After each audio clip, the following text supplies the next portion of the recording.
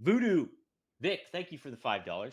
Does the yin yang symbol have a lot of significance to you, Rob? Also, Dom, can you turn your mic up, please, for the pods? I just adjusted my mic, so thank you for that too.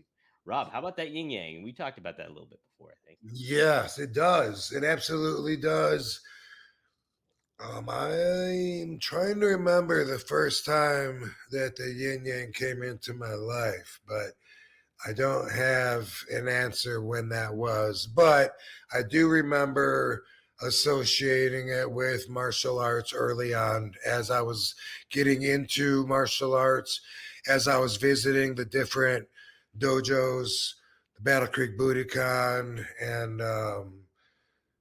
Todd Tatami's Taekwondo, and a couple places in Kalamazoo, and Terry Gaze and Coldwater. Like there's always the yin yang symbol. Um, and so it had that association with it. But I developed a personal relationship with the yin yang symbol one day when it was just me and the symbol. And this is going to be circa 96 ish. And so I'm like maybe 25, I guess, right? Holy crap. Is that how old I was then? Was I 35? No, 25. I just graduated high school in 89. So, wow, what a baby I was. Yeah. But so, anyway, at this particular time, I had an apartment in Savannah, I guess. Yeah. Anyway, I had my own apartment and I'm by myself. And I'm in a really stressful part in my life. When you're young, you get overwhelmed by stuff that later on you look at like, hey, it wasn't that big of a deal. Like breaking up with a loved one. When you're young, your whole world is crushed, and then later on you think, wow, that's happened 4 or 5 times now. I can't believe how broken I was the first time, or hopefully it doesn't keep happening. But either way, the smaller your world is, the more impactful everything is, because everything is bigger in size, takes up a bigger percentage of it. That's why time goes by so much quicker. Well, I don't, hold on, let me not get sidetracked here. So I'm meditating, all right, by myself. I'm stressed out. And my girlfriend at the time and I were fighting. Maybe we were breaking up like we did all the time. We would get back together and break all the time. But it was like moving in and moving states and shit that was on the line. So it was a pretty big deal to me. And anyway, I was trying to meditate and find inner peace, which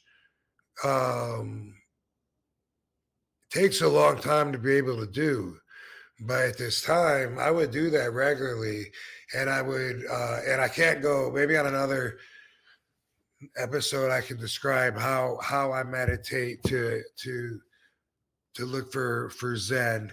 But here's what I want to get to. I had a poster on the wall of a yin and yang, and when I'm meditating, I have my eyes closed and I'm doing an inner check. Mm-hmm. All my senses, heat. Do I feel breezes here or there? Do I feel my shorts? Do I feel sweat dripping down my back? Whatever, my heartbeat. What do I hear? What do I, whatever. And then I do the external tests. Boom, boom, boom. Back in, back out till everything. I seem like I'm so apparent of everything that I go into this stage where I feel like I am no longer connected to or trapped by just my body, and that I'm like something else. And it's an awesome experience. Takes a long time to get there. Can't force it. Can't rush it. I opened up my eyes and I'm looking at the yin yang poster, and it explained itself to me. And so like it actually started moving, and I could see that each half was trying to overcome the other half but they were so equal in power, speed, momentum. Neither one gained an edge on the other one. They were equal, exact opposites with the exact same effort. And so what I saw was this created a current and like a water going around. I don't think a washing machine is a good example because it's a steady flow. It's not like a rapid current, but it's a steady flow, a current of energy that's spinning around like an album or whatever. And every problem that I had would boom, I could, instead of feeling overwhelmed in my brain, I got a million things going on. Each one of them was identifiable and projected itself as a object that obstructed the current, a rock of different size. Different problems were different size rocks. The black energy obviously was bad energy. The white, good. And it looked like these problems would cause the current to have to go around it, but it didn't stop everything like a dam.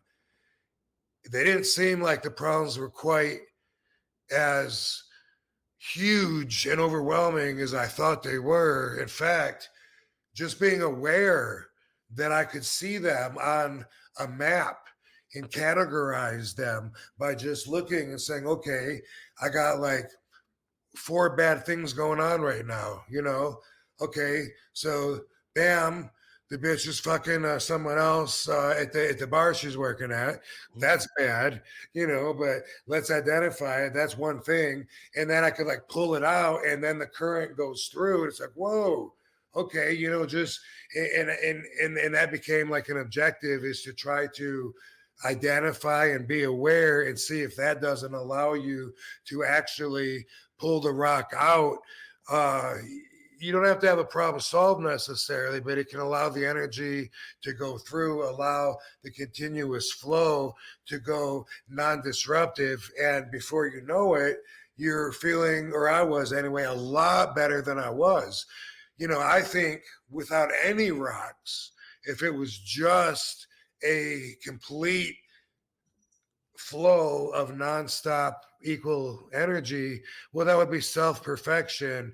Nobody has self-perfection. It's something to work towards, though. When we try to better ourselves, I mean, that's what we're doing, is working towards that goal, but nobody's perfect. So we all have rocks, pebbles, boulders, or whatever that fucks up our chi, and it disrupts our even flow of Zen. And that for me is my calm foundation. That's my default system. I need to get back there when I get away from being calm.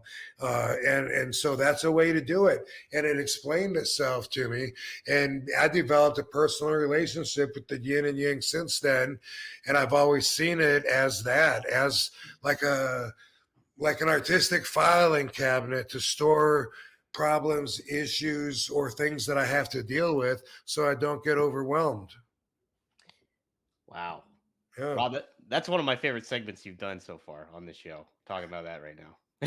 Cool. Yeah, true story. That's awesome. Very, very personal. It was just me and her, and I mean me and the yin and yang, and Yeah.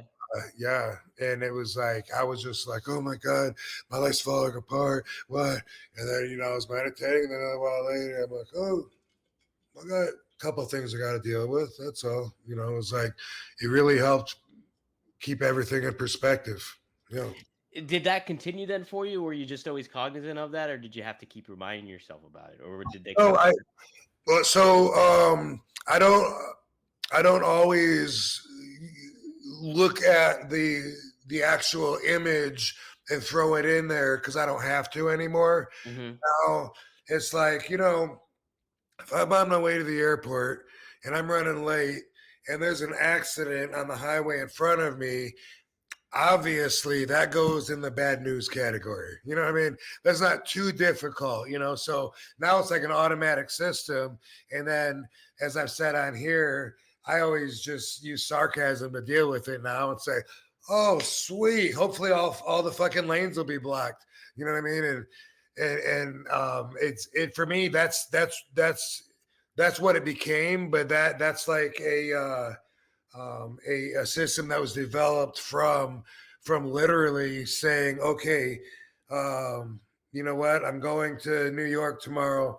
That's awesome. That's good. Let's put that in the white. Yay, good news and shit. But I got to get up at 4:30 and rush around and grab shit and make it to the airport. I'm gonna put that in the black. Boo. And then in looking at it and just labeling it allowed me to not invest so much emotion into it and instead just see it for what it is. And so even though I don't need the yin yang to do that anymore, it taught me to do that, and I still do that, on an easier level where I can just automatically think like, okay, wow, this is not good, and then either call it like it is or else try to make fun out of it and be like, well, this is really good, like we're really lucky. What are the odds that a fucking plane would crash right in front of us? That's wow. We should play the lottery. Yay, yay, yay, yes. But yeah, that's how that's what it did, and I always love that yin yang. It stands for balance, and for me, everything's about balance. And for me to feel like, for everybody to be at your best, you have to be balanced. And for me, once I became really cognizant of the necessity to get my spiritual game, up to par so that I could have a balance, way back when I was like burnt out and everything. And I had to, and I realized, whoa, I got to have mind, body, spirit all balanced in order to be at my best, in order to be able to grow, in order to be able to vibrate so that other people see me as a positive influence. All that, it's all about balance. And when I'm off balance, I'm aware of it, and so that becomes my agenda right now is to get back on balance. That's maybe that's why, like, when something hurts, if it hurts really bad, my mind is like, boom, deal with the pain, because I don't want that to affect my mood and affect my day and everything. So, whether it's kratom or a Norco or ice or whatever, it's like, instead of just being like, okay, well, my fucking knees kill. That's cool. Instead of that, like, sometimes I'm like, okay, if there's something I can do about it, boom, let me go ahead and take care of that right now, boom, so I can remain balanced. Yeah, yeah, man, it's all about balance, and that's really cool. Thanks, Voodoo Vic. That was a good question, and he said we should do a whole episode on that sometime. That's pretty cool. Yeah, on learning from all that. Um, Because there's a lot to meditating, and I would like to talk more about that. yeah, yeah.